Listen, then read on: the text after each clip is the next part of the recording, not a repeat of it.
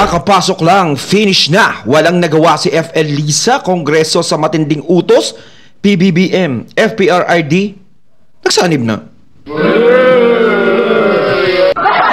Antindi nun ha. Ito syempre, etong balitang ito ay nagmula kay Pinas News Insider. Ayan ha, syempre ilalagay ko sa description box ang link ng channel ni Pinas News Insider para makabisita kayo mga katunay sa kanyang channel at makapag-subscribe din at maging updated po kayo sa mga balita na kanyang inilalabas. At syempre ito ang kanyang lingkod na si BT na magbibigay ng reaksyon at komento tungkol dito sa balitang ating mapapanood ngayon. So wag na natin pagtagalin at sabay-sabay na nating panoorin ang laman ng video na hatid sa atin ni Pinas News Insider at bibigyan natin ng reaksyon ng balitang ito.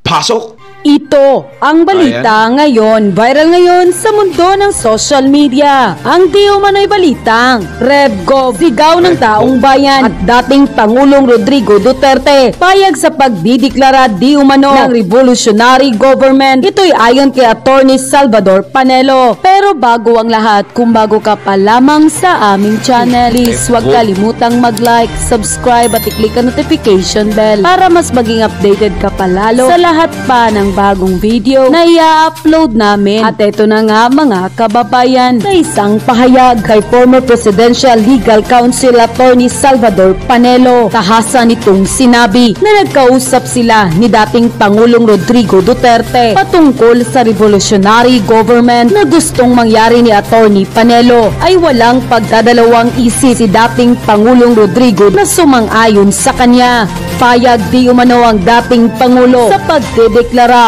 ng revolutionary government. Ito'y ibinahagi ni Attorney Salvador Panelo kaugnay sa paghahanda ng Commission on Election sa nalalapit na 2025 midterm election. Kasi pinaliwanag pa ni Attorney Salvador Panelo kung bakit nais nito ng revolutionary government. Ayon sa kanya, ang sistema natin ngayon ng gobyerno ay kontrolado di umano ng Kongreso dahil pati presidente ay nakokontrol na. Dahil sa loob ng revolutionary government, pati legislation power ng Kongreso ay maaring maibigay sa Pangulo at magiging dalawa ang kanyang hahawakan, ang executive power at ang legislative power.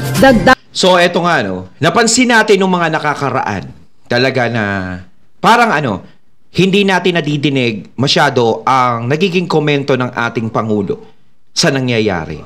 Siyempre hinihintay talaga din. Kung hinihintay ang sagot ni VP Sara o salita ni VP Sara about sa problema sa West Philippine Sea, sa China, kung ano ang sasabihin niya tungkol doon, si PBBM din is hinihintay din ang magiging sagot niya ukol dito sa mga nangyayari ngayon.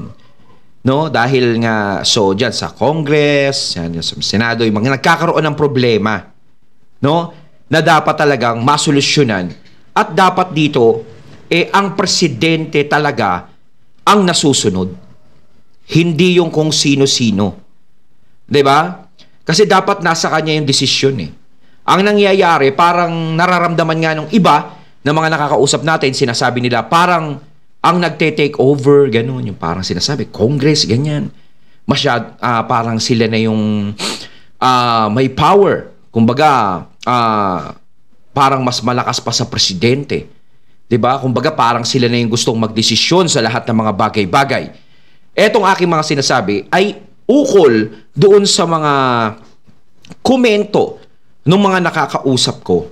Kasi nga, syempre, baka nakikita nila na parang, syempre, relax lang ang ating Pangulo eh. Hindi siya ganong nagsasalita. Kaya siguro yun ang parang nasasamantala. Hindi naman natin nila lahat ng mga nasa Congress, no?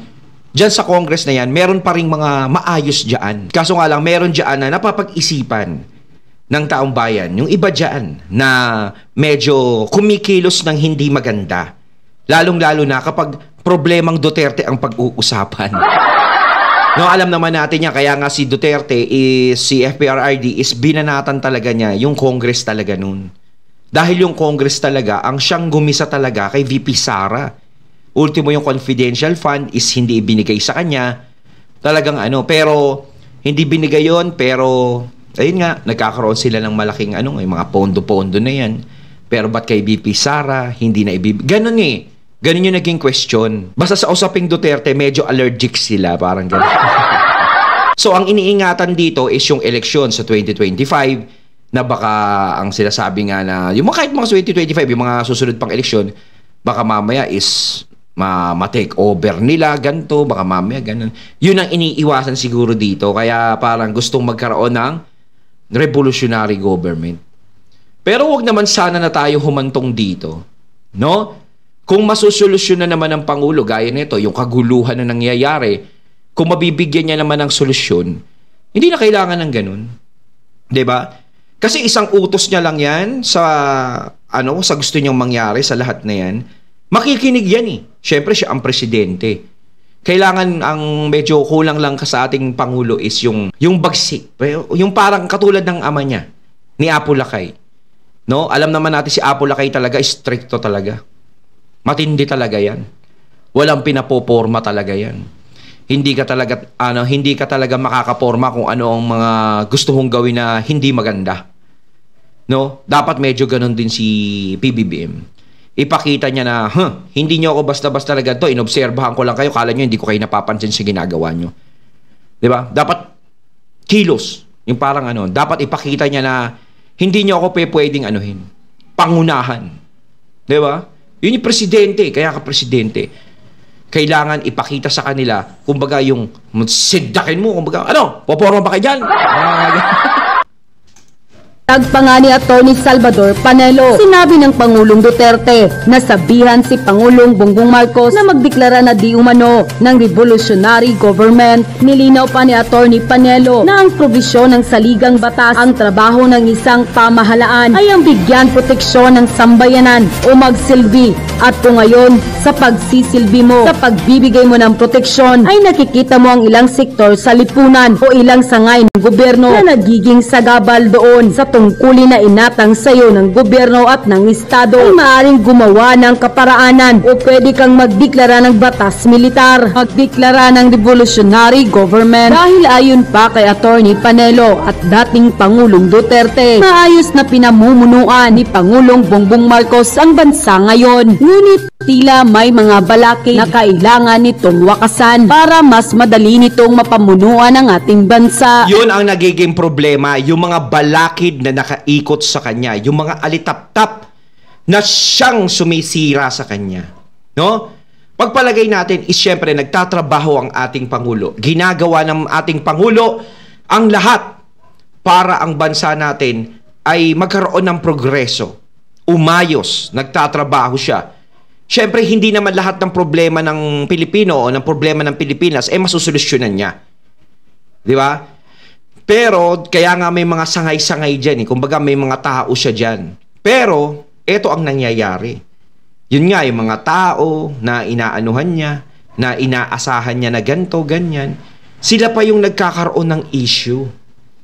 So, pag nagkakaroon sila ng issue, tumatama ngayon sa Pangulo natin. Siya ngayon ang nasisira. Kahit hindi niya ginusto o wala siyang sinabi na ganon, nangyayari. Diba? Is sa kanya tumatama na buong akala siya ang may gusto. Siyempre, eto si, ganto, ito si Alitaptap, galaw ng hindi maganda, kala mo kung sinong amo. No? Tapos, ang Pangulo natin, hindi man lang siya sinisita, ganto, ganyan. Ganon yung nagiging isip na parang, kinukonsinti ba ng Pangulo? Ganon agad ang pumapasok sa isip. No? Kahit na ipakita nga ng Pangulo natin na nagtatrabaho ako, ganto, ganyan, hindi masyadong makikita ng tao yun kung meron talagang mga alitap-tap sa paligid na naghihintay o patuloy na bumabanat pa ilalim o lumalabag sa kagustuhan niya na mangyari sa bansa natin. Kaya tuloy iniisip din ng ilan na yung gusto ng mga alitap-tap na yon is kagustuhan din ng Pangulo natin. Nadadamay siya dito Sa kanya tumatama lahat. Dahil syempre mga tao niya yun, ganun ang nangyayari. Kaya kita nyo kay VP Sara, di ba, sa problema dyan sa Congress nga, di ba? Sa confidential fund na yan. Hindi kumikibo si Duterte no, si FPRRD.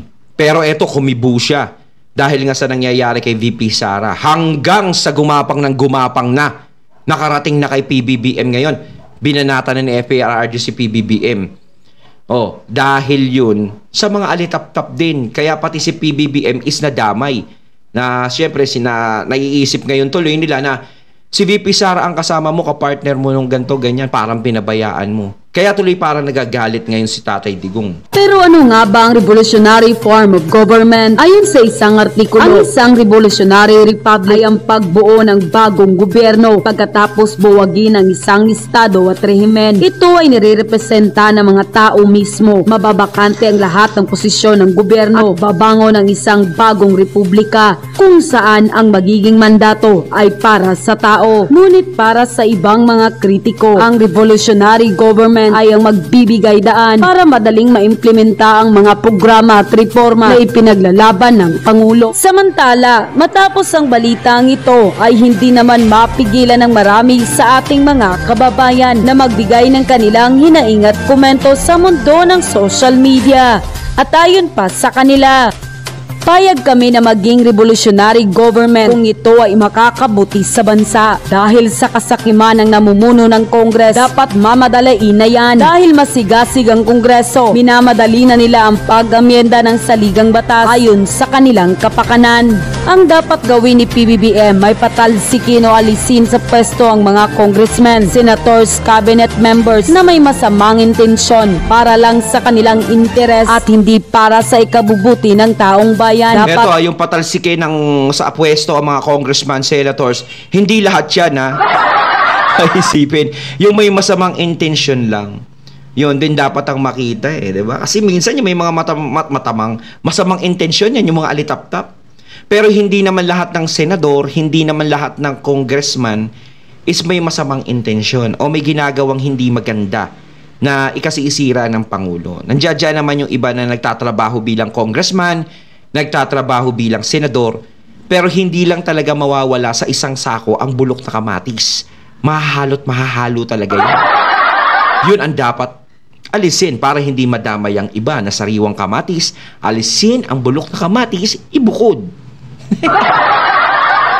Panindigan ni BBM ang mga sinabi niya nang siya ay kumakampanya pa sa pagka-presidente ng Pilipinas. Dapat ganyahin niya si FPRRD na hindi bumaliktad sa kanyang binitawang mga salita. Hindi na kailangan. RevGov, maganda nga ang revolutionary government, kaso lang di naman si Tambaloslos ang problema. Si PBBM din kasi ay problema dahil ang nagpapalakad ay ang asawa niya. Sana lang baguhin ni PBBM ang kanyang sarili para maging maayos ang lahat. Hanggat nakikinig at nakikialam ang asawa niya, kahit anong government, di magiging maayos. RevGov, yan na yata ang solusyon para itigil ang ambisyon ni Tamba na maging Prime Minister ng bansa. Hindi naman ang kapakanan ng taong bayan ang kanilang totoong layunin, kundi ang pansariling interes lamang. Dapat talaga pag ikaw ay naging Pangulo, meron ka talagang sariling galaw. Meron kang prinsipyo sa sarili mo, no, na ikaw talaga ang dapat masunod. Walang iba na nakapaligid sa iyo na dapat masunod. At kung tama ang gagawin mo, yun ang ipaglalaban mo. At kung mali, yun ang itatabi mo. Kasi kung sakaling makikinig siya sa iba, na ganito, ganyan, minsan yun ang nakakapahamak Yung nakikinig ka sa iba, na syempre isipin mo, parang wala ka sariling desisyon. Dapat magkaroon ng sariling desisyon. No? Kasi mahirap doon sa suhestyon ng iba Mamaya mali na pala yung sinusuhestyon nila sa'yo na maaari mong ikapahamak o maaari mong ikasira. May mga ganun Pero mas maganda talaga meron kang sariling paninindigan. May sarili kang paniniwala sa kakayahan mo. No? Kahit wala yung mga nasa paligid mo na uudyok sa'yo o magsasalita, is kaya mo talaga. Kailangan ipakita mo. Nakakalungkot naman na pati Pangulo nawawala ng kapangyarihan na panguluhan ng bansa. Nasaan na ang mga pangako na pagkakaisa para umunlad ang bayan? Kaya wala tayong pag-asenso dahil patuloy pa rin ang ligasiya ng mga pinunong self-centered at mga gahaman sa kapangyarihan. Tama, dapat mag-RevGov na lang dahil ang gulo ng Kongreso natin. Pati si Pangulong BBM nadadamay sa kanilang pansariling interes. Mukhang kailangan ng anak. Sinasabi ko, si PBBM ay nadadamay sa kanilang pangsariling interes. Kahit walang pinaplano yung Pangulo natin na gano'n, kahit wala siyang sinasabi, is parang nagkakaroon na naiisip na, kasabwat siya dyan sa ganyang nangyayari.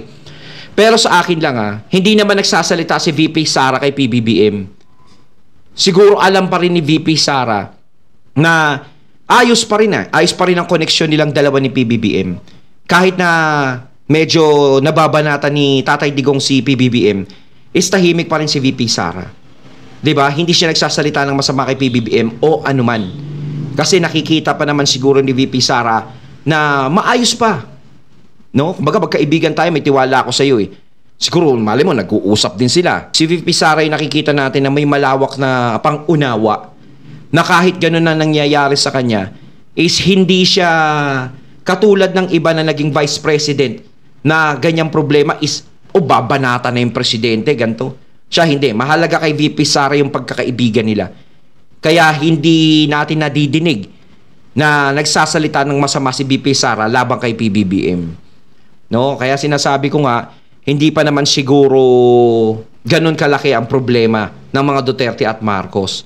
Ang talaga nakakaroon ng problema is yung mga alitap-tap na nakaikot kay presidente. Ayun nga lang, di ba? Kasi kayo mga alitap-tap, dapat naman kayo, magpakatino na kayo. Kung gusto nyo tumakbo sa susunod na eleksyon, at kung gusto nyo manalo, di ba, o matalo si VP Sara bilang presidente, is dapat ipakita nyo rin sa mga tao na karapat dapat kayo. Kung ano yung ginagawa nyo ni VP Sara, na pagkilos niya, na nagugustuhan ng mga tao, is higitan nyo. Ipakita nyo sa mga tao na, worth it ako. Ako ang iboto nyo. Dahil ganto, ganyan, ganyan. Dapat ganun. Hindi yung titirahin mo si VP Sara, sasabihan mo ng kung ano-ano, ng mga masasama, ganto, ganyan, ganyan, para masira ang pangalan niya. Hindi na po tumatalab yung ganong taktika. Kaya ang solusyon dyan, kung gusto mong matalo si VP Sara o makasabay ka sa kanya sa susunod na eleksyon, bakit hindi mo gawin yung ginagawa niyang pagtulong sa tao? At kaysa pagkaabalahan ang paninira kay VP Sara o hilahin siya pababa, bakit hindi niyo pagkaabalahan na bigyan ng solusyon ang problema ng ating bansa? 'Di ba? Mas maganda 'yon. Dahil kapag nakita ng mga tao yun sa inyo na gano'n ang ginagawa niyo palagi, ay sigurado matutuwa sila. 'Di ba? May posibilidad na magkaroon pa kayo ng laban. Ating mag-revolutionary government dahil overpower na ang Kongreso pati Pangulo na didiktahan na nila. Wala na tuloy kalayaan na gumawa ng kanyang sariling plano para sa ikabubuti ng bansa. Puros kontra na lamang ang Kongreso pag di umaayon sa kanilang gusto. Ayaw na tating nato ngayon ang video na nagbula kay Pinas News Insider. Ayan mga katunay. Kayo, sang-ayon ba kayo sa RevGov na magkaroon ng ganun? Ay, nako. Sana naman, huwag naman lumala ang mga problema na ganito. No? Tayong mga mamamayan ang nagiging kawawa dito. Diba? Ay, nako. Kaya sa susunod na eleksyon, mga katunay, vote wisely. So, comment lang po kayo, mga katunay, sa comment box sa inyong mga sasabihin. So, once again, I'm BT and I'm out. Peace.